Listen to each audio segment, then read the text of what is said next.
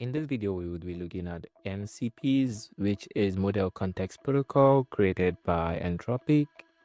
From recent developments, Anthropic has been doubling down on code-related features for AI, especially AI-assisted coding or AI-augmented coding.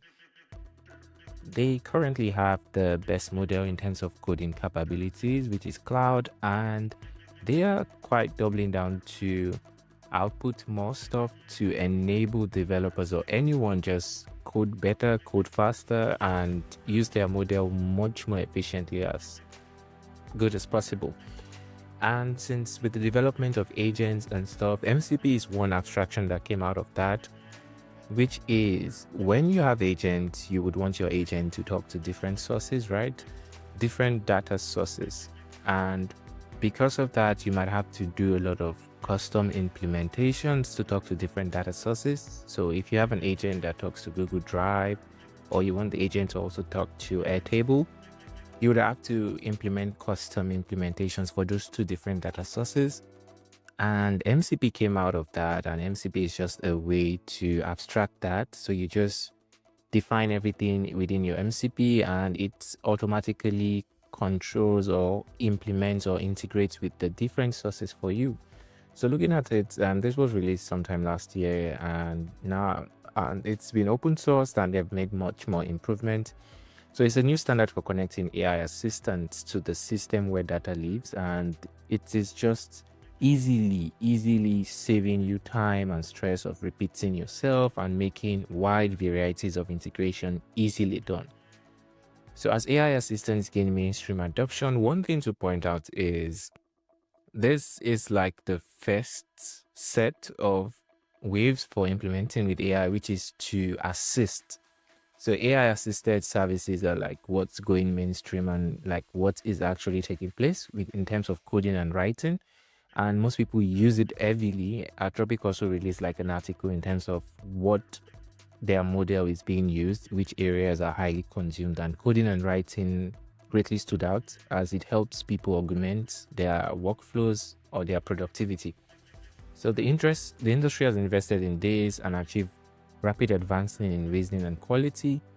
And the models are constrained by their isolation from data, which makes sense because most LLM systems are highly data driven. So it will take a lot of implementation. If you want to extract data from different sources, you have to repeat this implementation or make separate or different implementation. So every new data source requires its own custom implementation, making truly connected systems difficult to scale. So this is just like APIs, but for AI systems. So it's just like when, different services want to communicate with each other, but this is just like an API for the LLM systems and the data sources. So this is just like saying it provides a universal open standard for connecting AI system with data sources, which was the first barrier they saw in terms of implementation.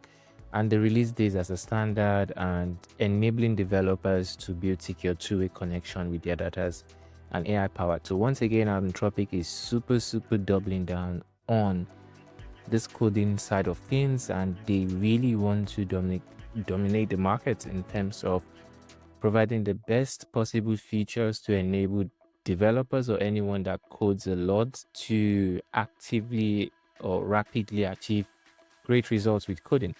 And they're talking a bit about the technical stuff, which we wouldn't go into. You could definitely check it out. And this is also how to install it.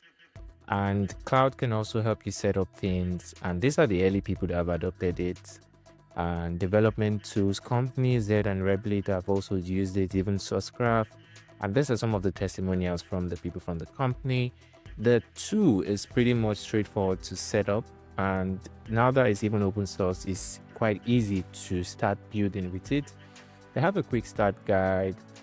There are also like a lot of YouTube videos to follow on how to like pretty much start this out, and it has definitely gotten better over time. So it's really taking off now because people are actually able to crack it and utilize it with like different applications, which we will check some demos in a few minutes. And we are committed to build MCP as collaborative open source. Since they have open sourced it, they want the community to actively contribute and provide stuff. and we are eager to hear your feedback. So this is very interesting. I wouldn't call it a tool. I would say it's a very interesting abstraction. They noticed the gap and they provided a way of actually blocking that gap. Whether you're an AI2 developer, an enterprise looking into leveraging existing data, or an early adopter, I believe very small sized businesses or AI agencies will find this very useful. It saves them like a good amount of time to re-implement stuff, and it also makes it easier for them to actually replicate. Like if you want to connect to 5 different sources, you can use the same MCP across different variations of the same applications. And we would check out some demos of what people have been doing with MCP and see how that it's been used. This is the first demo. This is like the first use case I saw. And in this one, the user created like the MCP with Blender and to allow Claude directly communicate with Blender. So basically it's just going to be easy for you to create stuff with Blender by just prompting. And let's quickly take a look at this.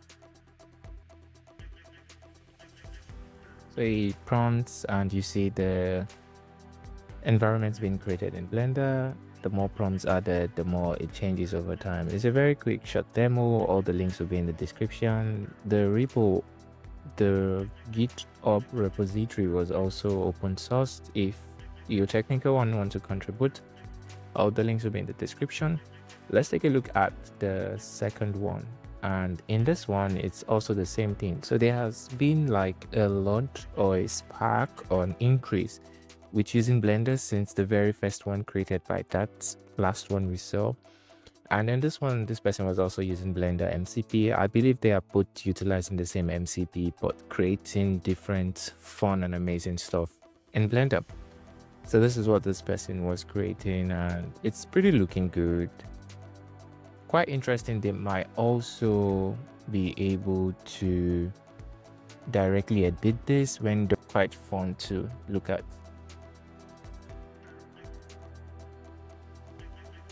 So that's pretty it for this video, and we can see that this is super helpful and it makes life quite easier in terms of workflow improvement.